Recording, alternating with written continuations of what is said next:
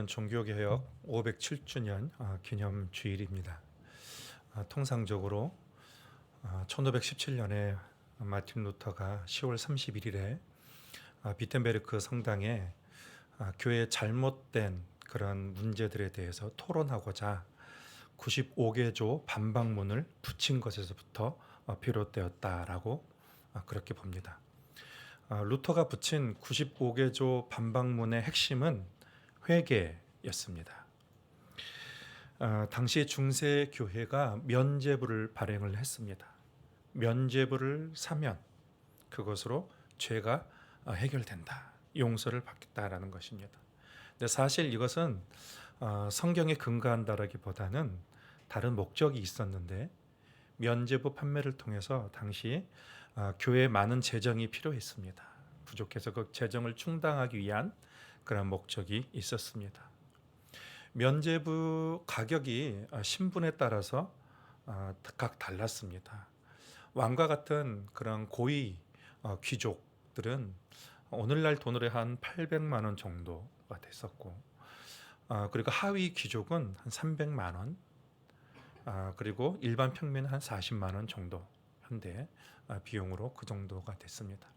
그래서 그 면죄부를 판매하기 위해서 이제 그 설교를 하고 다니는데, 어떻게 설교했냐면 당신의 헌금함에 땡그랑 소리가 나는 순간 여러분의 가족 중에 연옥에서 고통당하는 가족이 곧바로 천국으로 점프한다라면서 그렇게 면죄부를 설득을 했습니다.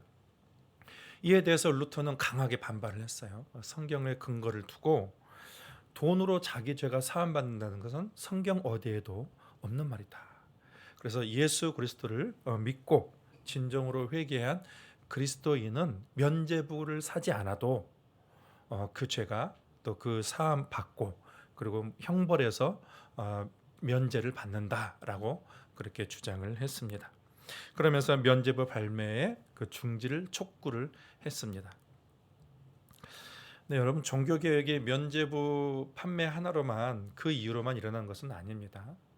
교회의 여러 가지 신앙적인 그러한 문제들이 종교개혁을 촉진시켰죠. 그 당위성을 촉진시켰습니다. 그래서 개혁운동은 루터가 살고 있는 독일에서만 있었던 것이 아니고 이 이전에도 이미 꿈틀거리고 있었고, 또 유럽 곳곳에서 이미 진행이 되고 있었습니다. 우리가 다니는 교회를 개신교회라고 그래요. 개신교회. 이 개신교회라는 것은 종교개혁 운동 이후에 이제 로마 카톨릭으로부터 분리돼서 나온 거예요.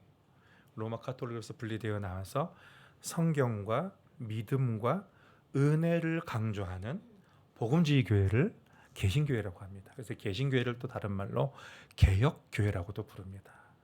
그러니까 개혁이라는 것은 뭔가 과거를 청산하고 뭔가 새로운 것을 만들어낸다라는 의미는 아닙니다. 그동안 오랜 역사를 통해서 교회에 있었던 비성경적이고 또 신화적인 그런 내용들을 제거를 하고 사도들이 전한 그런 정통적인 신앙, 그리고 순수한 신앙을 다시 회복하는 것이 개혁이에요. 그러니까 새로운 것을 발견하고 만들어내는 것이 아니라 과거의 원래의 복음을 회복하는 것, 그러니까 원래 신앙을 회복하는 것, 그것이 개혁입니다. 여러분, 이 세상에는 인간이 살기 때문에 완벽한 교회라는 것은 존재할 수가 없습니다. 그러므로 교회는 계속해서 개혁돼야 돼요. 말씀으로 개혁이 돼야 됩니다. 개혁이 되지 않는 교회는 개혁교회라고 할 수가 없는 것입니다. 그런 점에서 종교개혁주의를 맞이한 오늘 본문을 통해서 우리가 개혁의 관점으로 한번 좀 보도록 하겠습니다. 먼저 본문으로 들어가 보면 스데반이 순교를 당했습니다. 그 순교를 기점으로 교회는 대대적인 박해가 있게 되었습니다. 이제 큰 위기가 온 것이죠. 근데 하나님께서는 이 위기를 선으로 바꾸셨습니다. 많은 사람들이 예루살렘을 떠나서 세계로 곳곳으로 흩어지면서 복음을 전하게 되는데, 또 오늘 본문은 등장하는 한 인물은 7명의 집사님들 중에서 빌립 집사의 이야기입니다. 이 빌립 집사는 예루살렘 교회에서 흩어지면서 사마리아 성으로 가게 됐다, 그렇게 기록을 하고 있습니다. 6절과 7절에 보면 그곳에서 빌립이 복음을 전할 때에 복음을 듣고 표적도 보고 그리고 사람들이 한 마음으로 빌립을 따랐다라고 했습니다. 많은 사람에게 붙었던 귀신도 떠나가고 중풍병자도 고쳐지고 평생 일어나지 못했던 그런 하반신 마비 그 장애인도 치료를 받는 그러한 일들이 일어나게 되었습니다. 빌립이 사마리아에 가게 된 것은 역사적인 사건입니다. 유대인들은 사마리아 사람들을 혐오했습니다.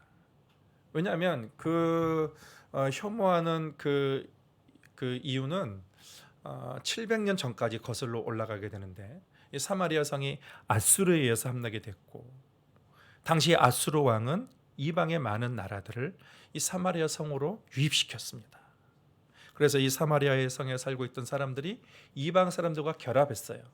결혼을 하고 혼합 인종이 된 것이죠.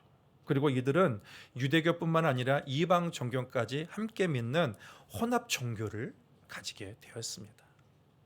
그래서 유대인들은 이 사마리아 사람들을 경멸했습니다. 상종도 하지 않았습니다. 그런데 오늘 유대인인 빌립은 이 사마리아 성에 들어갔어요. 그들과 상종도 하고 만나지도 않았는데 그들에게 들어가서 그들에게 복음을 전하게 된 것입니다. 의식이 개혁이 된 거예요. 복음을 통해서 개혁이 된 것입니다. 사람들은 서로 구분하고 구별하기를 좋아합니다.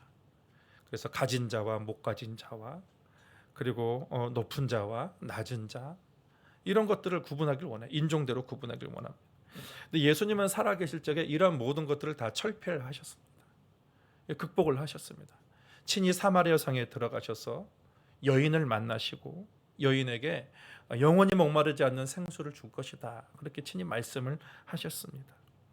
사람들이 구별하고 차별하는 이유는 뭔가 그 우월성을 갖기 위한 것이죠. 그 우월성을 통해서 자기 만족을 누리고자 하기 위함인 것입니다. 가진 자는 없는 자와 그 다른 점을 다름을 갖고, 그리고 뭔가 그 없는 자의 우월성을 드러내려고 하고, 정통성이 있는 사람은 비정통적인 사람과 뭔가 구분해서 그들과 좀 우월한 위치에 서려고 하기 위해서 구분을 합니다. 나눕니다. 그래서 그 우월성을 가지고 자기 만족을 누리고자 하는 것이죠. 자기 안에 어떤 결핍들을 그것을 통해서 해결하고자 하는 것입니다. 그런데 우리가 다른 사람보다 우월함을 가진다고 해서 그것이 나의 어떤 만족을 주는 것은 아니죠. 나보다 더 우월한 그런 사람들이 있게 되면 거기에 또다시 또 결핍을 느끼게 되는 것입니다. 예수님은 이런 모든 그런 장벽들을 다 부서뜨렸습니다. 그래서 둘로 하나를 만드사 막힌 담을 허시고 십자가로 막힌 담을 허셨습니다. 하나님과 인간 사이에 막힌 담을 허시고, 그리고 복음이 가는 곳마다 주류와 비주류, 종과 주인의 이런 모든 구분되는 것들이 다 파괴되었습니다. 그리고 복음을 알게 되면서 사람들은 다른 사람과 구별해야 될 필요가 없습니다. 왜냐하면 그들 마음속에 이미 복음으로 말미암아 만족이 생겼기 때문에 그렇습니다. 다른 사람과 비교해서 우월감을 가질 이유도 없고 그럴 필요성을 느끼지 못하게 된 것이죠. 복음은 로마서에 보면 모든 믿는 자에게 구원을 주시는 하나님의 능력이 됩니다. 유대인이나 헬라인이나 차별이 없다라는 것입니다. 그래서 복음을 통해서 이 둘이 하나가 되고, 복음을 알게 되면 구별보다는 연합을 하게 됩니다. 일치를 이루게 됩니다. 경쟁보다는 사랑과 나눔을 하게 되는 것입니다. 윌리엄 윌버퍼스라는 그 영국의 정치인이 있었습니다. 이 사람은 캠브리지 대학을 졸업을 하고 21살에 하원 의원으로 당선이 되었습니다. 이 사람은 신앙을 가지고 있었고 그가 정치인으로서의 부르심, 소명의식을 깨닫게 되었어요. 그래서 자기 안에 의식의 개혁이 일어나게 된 것이죠. 소명의식을 깨닫게 되면서 이제는 내가 정치인이 된 것은 이 정치로 말미암아 하나님의 뜻을 펼치기 위한 것이다 라는 그러한 자기의식, 의식의 개혁이 그 안에서 일어나게 된 것입니다. 그러면서 영국의 사회적인 도덕적인 혁신을 강하게 부르짖었고 몸소 본인이 먼저 나서서 실천을 했습니다. 영적인 거듭남이라는 그 본인 영적인 거듭남의 그 책을 쓰고 수많은 사람들이 하나님께로 돌아올 수 있도록 그렇게 했고, 그리고 그가 유명하게 된 것은 영국에서 그 당시 유행하고 있었던 노예 무역과 노예 제도 폐지를 그가 앞장서서 그 운동을 일으킨 사람이기 때문입니다. 18년 동안 그 수많은 경제권을 가지고 있고 정치권과 권력을 가지고 있는 사람들로부터 목숨의 위협을 당하면서까지, 그러면서까지도 그가 그 안에 있었던 그 뜨거운 불을 그는 그 노예제도 폐지라는 그 운동으로 그가 발산하게 된 것이죠. 그리고 결국 그가 죽기 며칠 전에 영국에서는 노예제도가 폐지가 되었던 것입니다. 하나님의 부르심을 깨달으면 그 안에 혁신이 생겨나요. 인생의 목적이 달라지고 방향이 달라지게 되는 것입니다. 그리고 그렇게 그 안에 개혁이 일어난 사람, 의식이 깨어난 사람을 통해서 그의 주변이 또 깨어나게 되고, 그리고 변화가 되는 것이고 개혁이 계속해서 일어나게 되는 것입니다. 빌립은 복음을 알고 나서 유대인만의 그 특권의식, 수백 년 동안 가지고 있었던 유대인만의 고정된 그 특권의식을 깨버렸어요. 의식의 개혁이 완전히 그에게 일어나게 된 것입니다. 다른 사람들은 전혀 알지 못했고 인식하지 못했던 것들을 복음을 통해서 그가 완전히 깨닫게 된 것입니다. 하나님의 뜻을 회복하는 개혁의 정신이 그에게 일어나게 된 거죠. 캐캐 묵은 관습과 관례와 또 내 개인 안에 있는 그런 고정되어 있던 그런 편견들, 또 그런 의식의 혁신이 그 안에 일어나게 된 것입니다. 하나님의 말씀으로 자기 변화를 추구하게 되는 것이죠. 그리고 자기 변화와 자기의 행동의 변화까지 그가 일어나게 된 것이죠. 이어지는 말씀은 빌립의 복음 전도로 그 성에 큰 기쁨이 있었다라고 말하고 있습니다. 이렇게 개혁이 일어나는 곳에는 기쁨이 일어나게 되는 것입니다. 그런데 그 다음에 시몬이라는 사람이 등장합니다. 9절에 의하면 그는 마술로 사마리아 사람을 놀라게 해서 스스로 큰 자라라고 했습니다. 그가 어떤 마술을 행했는지는 명확하게 기록이 되어 있지 않으나 우리가 추정하는 바로는 마술을 행해서 병자를 고치거나 아니면 귀신 들린 사람을 쫓아내거나 점성술을 가지고 미래의 일을 예언하거나 그렇게 했을 것입니다. 대단한 학자예요. 그래서 사람들은 이 사람을 믿고 따랐습니다. 그리고 이 시몬이 행하는 마술이 마치 하나님의 능력이다라고 하면서 그렇게 인정을 했습니다. 그런데 성경은 그런 시몬도 복음을 전하는 그 빌립의 말씀을 딱 따르고 그도 세례를 받았다고 했습니다. 빌립이 나타내는 어떤 표적과 어떤 능력을 보면서 그것을 놀라게 되고 그리고 빌립을 따라다녔다라고 기록을 하고 있습니다. 한편 이 사마리아 성에 복음이 전해졌다는 것을 예루살렘 교회가 듣게 됩니다. 이 예루살렘 교회는 이 사마리아 성에 복음을 들었다는 것에 대해서 이상히 여기지 않고 바로 베드로와 요한을 파송을 했습니다. 베드로와 요한은 사마리아 성으로 파송을 받아서 그들이 성령을 받을 수 있도록 기도했습니다. 하나님께 구했습니다. 아니 여러분, 예수를 믿었으면 이미 성령을 받은 것 아닙니까? 그런데 성령을 받을 수 있도록 하나님께 간구했다라는 것입니다. 그렇다면 여기서 말하는 성령은 무엇일까요? 우리가 예수를 구주로 영접하는 것은 내 안에 성령을 통해서 영접하게 되는 것이죠. 그것이 고린도전서 12장 3절 말씀에 말씀하고 있습니다. 하나님의 영으로 말하는 자는 누구든지 예수를 저주할 자라 하지 아니하고 또 성령으로 아니하고는 누구든지 예수를 주시라 할 수 없느니라. 만일에 여러분이 예수 그리스도를 나의 구주로 영접하고 주님을 주님이라고 부른다면 여러분의 성령이 계시는 것입니다. 그러면 사마리아 사람들에게도 이미 성령을 받았는데 그런데 왜 여기서 성령 주시기를 구했다고 그렇게 말을 하고 있을까요? 사도행전에서 성령이 임하는 것은 우리가 보통 생각하는 것과 약간 다릅니다. 사도행전에서 성령이 임했을 때에 어떤 가시적인 증거들이 있어요. 그래서 우리가 사도행전 쭉 읽다 보면은 성령이 임했을 때 그들이 방언을 하고 그리고 그들이 예언을 하고 그리고 그들이 어떤 성령의 어떤 가시적인 어떤 능력들 그런 것들이 보이게 되었다는 것입니다.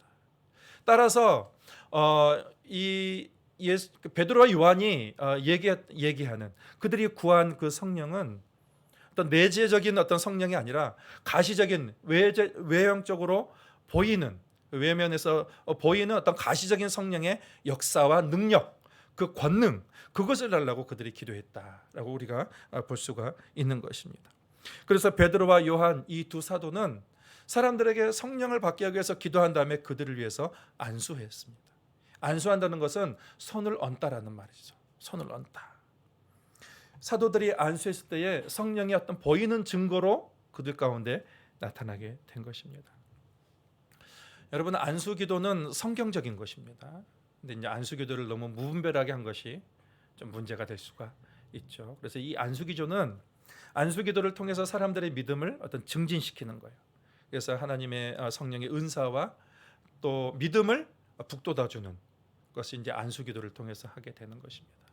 근데 우리는 안수를 할 때에 우리가 오해하지 말아야 될 것은 안수 기도하는 그 사람 자체의 능력이 있는 것은 아닙니다.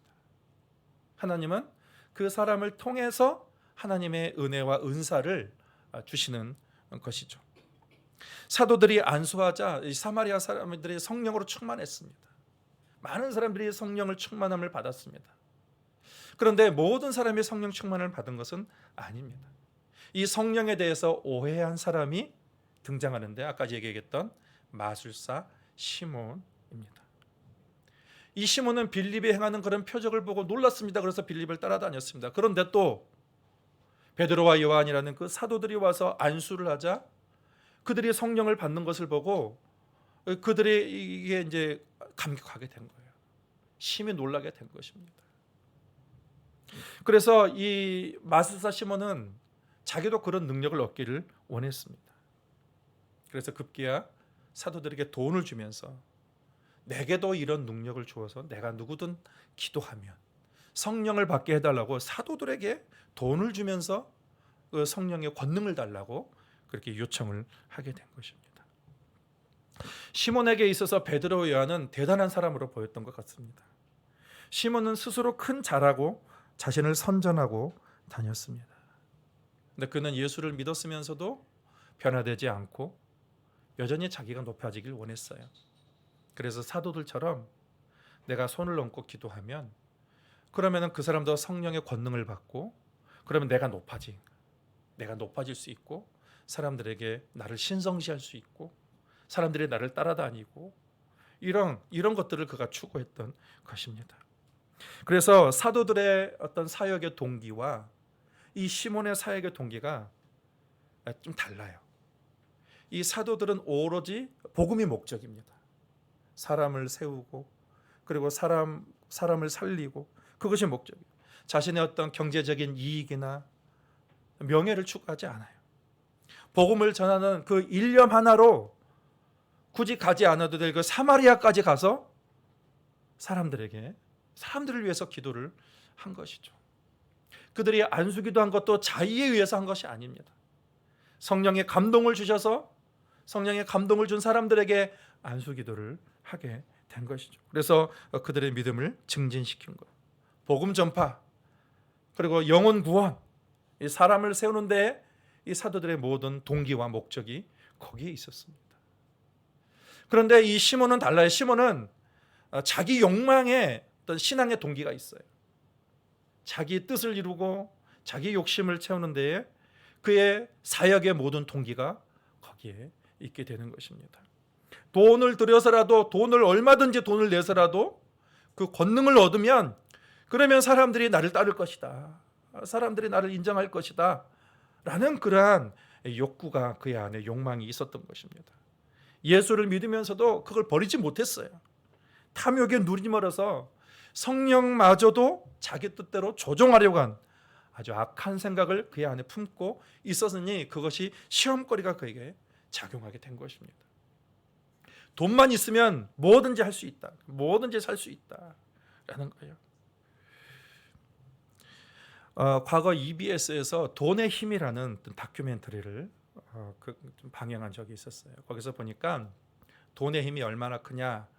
그 학생들에게 돈을 준 게 현금을 바로 줘요. 그 자리에서 출석을 잘하고 숙제를 잘해오고 그리고 공부 태도가 좋고 그리고 공부한 거 바로 물었을 때 바로바로 대답하면 바로바로 현금을 줍니다. 그래서 어떻게 실력이 향상되었는가를 봤을 때 실력이 굉장히 많이 월등히 향상되었다는 것입니다. 그런데 교육학자들은 그 방법은 좋은 방법이 아니다. 돈이 없으면 공부의 동기도 사라지는 것이죠. 이게 돈의 힘을 얘기하는 거예요. 영국에서 18세기에 영국에서 호주까지 이 죄수들을 운송하는 배가 있습니다.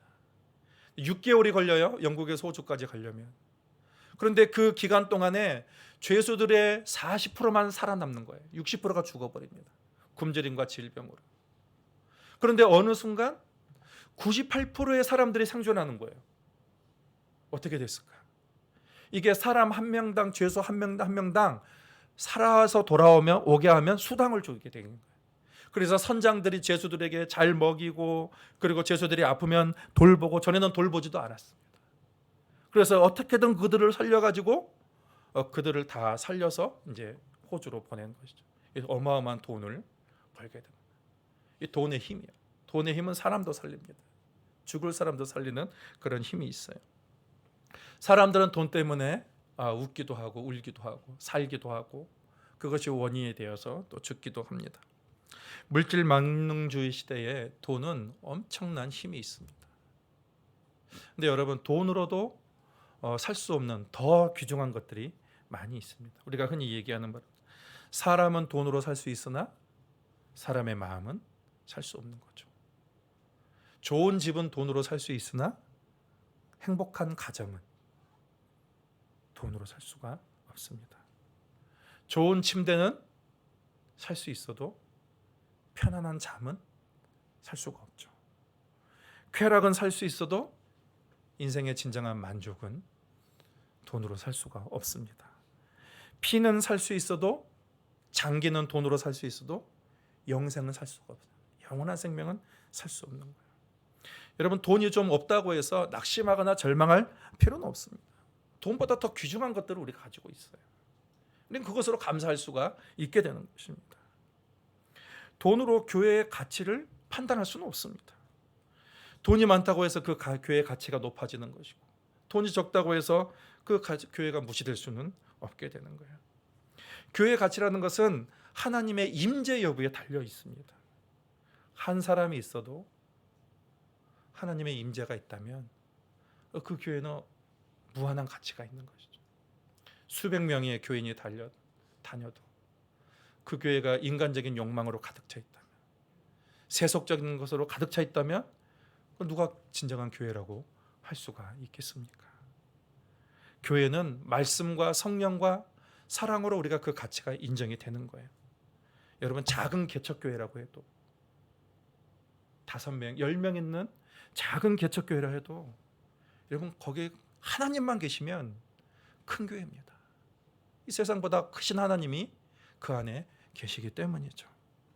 우리가 교회를 볼 때에 그 교회의 규모나 어떤 재정의 능력에 우리가 관심을 가질 필요가 없습니다. 하나님의 말씀이 있는가, 살아있는가, 주님의 영광과 임재가 있는가, 하나님이 주신 사명에 충실한 교회인가, 여러분, 우리가 그것을 봐야 되는 거예요. 돈으로 화려한 교회당은, 예배당은 지을 수 있어도 여러분, 하나님의 영광과 임재와 그분의 말씀은 살 수가 없는 것이죠. 우리에게 필요한 것은 보이지 않는 그런 가치죠. 영적인 가치들입니다. 우리는 어떻게 참된 교회됨을 회복할 수 있는가? 이게 베드로가 시몬에게 한 책망에서 그 해답을 얻을 수가 있습니다. 제가 20절에서 23절까지 읽어드리겠습니다. 베드로가 이르되 내가 하나님의 선물을 돈 주고 살 줄로 생각하였으니 내 은과 함께 망할지어다. 하나님 앞에서 내 마음이 바르지 못하니 이 도에는 내가 관계도 없고 분깃될 것도 없느니라. 그러므로 너희 이 악함을 회개하고 주께 기도하라. 혹 마음에 품은 것을 사하여 주시리라. 내가 보니 너는 악독이 가득하며 불의에 매인 바 되었도다. 시몬은 예수를 믿었지만 그의 마음속에 예수보다는 악독이 가득하고 불의에 매인 바 되었어요. 참 아이러니하죠. 예수님이 온 것은 사람을 악독으로부터 자유케 하고 불의로부터 벗어나기 위해서 오셨는데, 근데 예수를 믿었는데 여전히 사단의 그 매임에 그런 갇혀 있는 한 사람을 보게 됩니다. 여러분, 교회가 그렇습니다. 교회의 교회됨, 우리가 교회됨을 위해서 주님께서 우리에게 요구하시는 것이 오늘 본문 말씀에 크게 두 가지가 있습니다. 하나는 회개하는 것입니다. 회개. 그러므로 너의 이 악함을 회개하고. 내가 무엇을 내 안에 개혁이 되어야 되는가? 내 안에 무엇이 내가 변화가 되어야 되는가?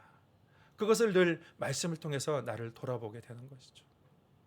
진정한 회개라는 두 가지입니다. 하나는 내가 의지하는 것을 바꾸는 것입니다. 하나님보다 의지했던 것, 하나님보다 더 기댔던 것을 다시 바꿔서 철저하게 하나님만을 의지하는 것이죠. 또 하나는 내가 사랑한 것을 바꾸는 것이 회개입니다. 내가 무엇을 사랑했는가? 인기인가? 성공인가? 아니면 명예인가? 그 사랑했던 것에서 하나님을 사랑하는 것으로 바꾸는 것이, 그것이 회개인 것입니다. 진정한 신앙을 위해서, 진정한 교회를 위해서 오늘 베드로 사도가 우리에게 말하는 것은 회개예요. 그래서 우리의 신앙의 척도는 이 두 가지로 가늠해 볼 수가 있습니다. 나는 무엇을 진정으로 의지하고 있는가? 그리고 나는 무엇을 진정으로 사랑하고 있는가? 참된 회개를 이룬 사람은 다른 것 의지하지 않습니다. 오직 하나님만을 철저히 의지하게 되는 것입니다.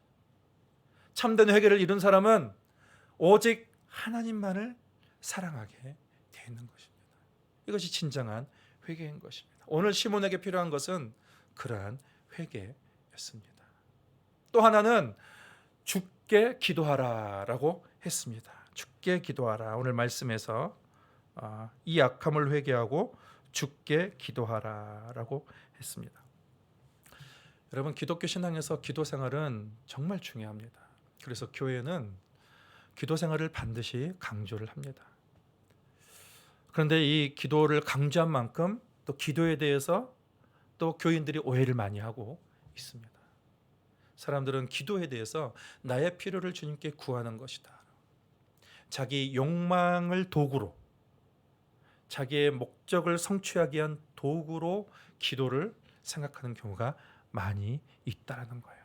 마치 알라딘의 램프처럼 내가 부를 때마다 하나님이 응답해 주시는 것으로 생각하는 경우도 많이 있습니다. 물론 여러분, 하나님은 우리의 필요를 위해서 기도하라라고 말씀을 하셨습니다. 근데 기도는 이러한 필요를 채우는 차원의 이상의 것입니다. 그래서 우리는 기도를 통해서 먼저 하나님의 사랑을 누려야 되는 거예요. 그래서 하나님의 사랑을 묵상하는 것이 필요합니다. 사람들은 기계적으로 기도하고 그냥 맞춰버리는 경우인데, 여러분, 기도는 관계예요. 그래서 하나님 앞에 딱 서서 하나님의 전능하심을 묵상하고 하나님의 사랑을 묵상해야 내 안에 사랑이 있고, 그리고 하나님의 사랑과 나의 사랑이 상호간에 교류하게 되는 것입니다. 그러면서 그 기도 안에서 하나님의 사랑에 대한 감사와 찬미와 하나님을 높이는 일이 일어나게 되는 거예요. 여러분, 우리가 기도할 때에 그런 하나님의 사랑을 묵상하는 것이 필요합니다.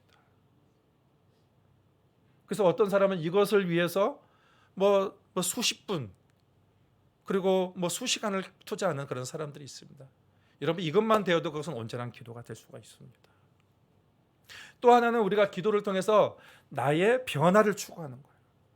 나의 개혁, 내 안에 여전히 이 죄의 쓴뿌리, 그리고 여전히 변화되지 않는 그런 내 안에 고착되어서 바뀌어지지 않는 나의 사고와 그런 것들을 하나님의 그 묵상하는 가운데에 하나님으로부터 하나님의 성령의 감동으로 나의 변화를 추구하는 거예요.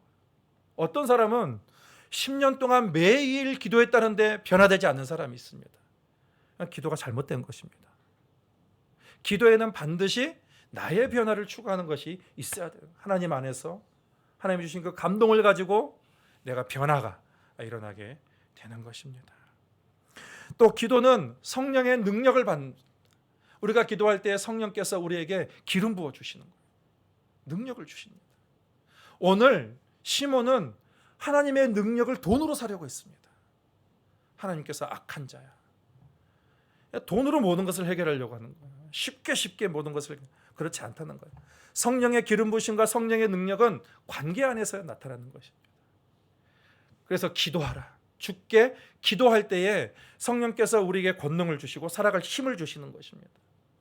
또 하나는 우리가 기도할 때 하나님은 우리에게 말씀을 주시고 길을 알려주시고 판단할 방법을 주시고 옳은 길로 선택할 수 있도록 하나님께서 우리에게 말씀을 주신다는 것입니다. 여러분, 기도는 내가 무엇을 구하고 얻는 것 이상입니다. 우리가 이것을 기억해야 됩니다. 기도는 하나님과의 관계예요. 사랑을 누리고 그리고 자기 변화가 일어나야 되고 성령의 능력과 기름 부심을 하나님을 찬미하고 예배하고 그리고 우리의 필요한 것들을 구하고 하나님은 우리가 가까이 할 때에 우리에게 가장 좋은 것을 주시는 하나님이십니다. 우리 안에 항상 내가 무엇을 어떤 것이 계획되어지는가 항상 우리가 생각할 필요가 있어요. 내가 그동안 가져왔던 어떤 잘못된 어떤 습관들이나 변화되지 못한 어떤 사고들이나 생각들 그런 것들이 뭔가 변화가 되었는지 늘 자신을 돌아볼 필요가 있습니다. 그렇지 않으면 어떻게 될까요? 꼰대가 됩니다. 내가 뭔가 말씀 안에서 어떤 것이 내가 항상 변화되어야 될지를 생각해야 되는 거예요. 자기 혁신이라는 거. 근데 여러분, 개혁이라는 것이 구호로 외친다고 되는 것은 아니에요. 결국은 자기 개혁이나 세상의 개혁은 하나님이 하시는 것입니다. 그래서 루터가 어떻게 했냐면 루터는 자기의 사명을 위해서 그는 하나님을 항상 의존했습니다. 그래서 하루에 3시간씩 기도했다라고 했어요. 일이 많으면 1시간 더 일찍 일어나서 하나님께 기도하면서 오늘 자기가 할 일에 대해서 철저하게 하나님을 의지했다라고 그렇게 고백하고 있습니다. 그래서 그가 하는 말이 있습니다. 지금 나는 할 일이 너무 많다. 그래서 매일 새벽 3시간 이상을 기도해야 한다. 그렇지 않으면 그날의 승리는 마귀에게 돌아갈 것이다. 우리에게 가장 필요하고 시급한 것은 기도이며 이 싸움을 위해 필요한 무기는 오직 성령의 검뿐이다 라고 했습니다. 여러분, 하나님의 도움밖에 없습니다. 결국은 하나님이 도와주셔야 가능한 것입니다. 주께 기도합시다. 항상 기도합시다. 그 기도 안에서 여러분, 나를 먼저 개혁해야 돼요. 개혁은 다른 사람에게 외치는 것은 개혁이 아닙니다. 개혁은 나에게 외쳐야 되는 거예요. 남편에게 외치지 말고 아내에게 외치지 말고 자식에게 외치지 말고 다른 교인들에게 개혁을 외치는 것은 개혁이 아닙니다. 여러분, 성경적인 개혁은 나에게 외치는 거예요. 내가 변화되는 것이 진정한 변화이고 내가 바뀌는 것이 진정한 개혁이고 그리고 그 계획은 자연스럽게 내가 거하는 삶의 자리 가운데 영향력이 나타나게 되는 것입니다. 여러분, 하나님께 기도하십시오. 하나님께서 여러분에게 성령의 권능을 주셔서 여러분의 삶을 말씀의 삶으로 바꾸시고 여러분을 통해서 여러분의 삶의 자리를 바꿔나가실 줄 믿습니다.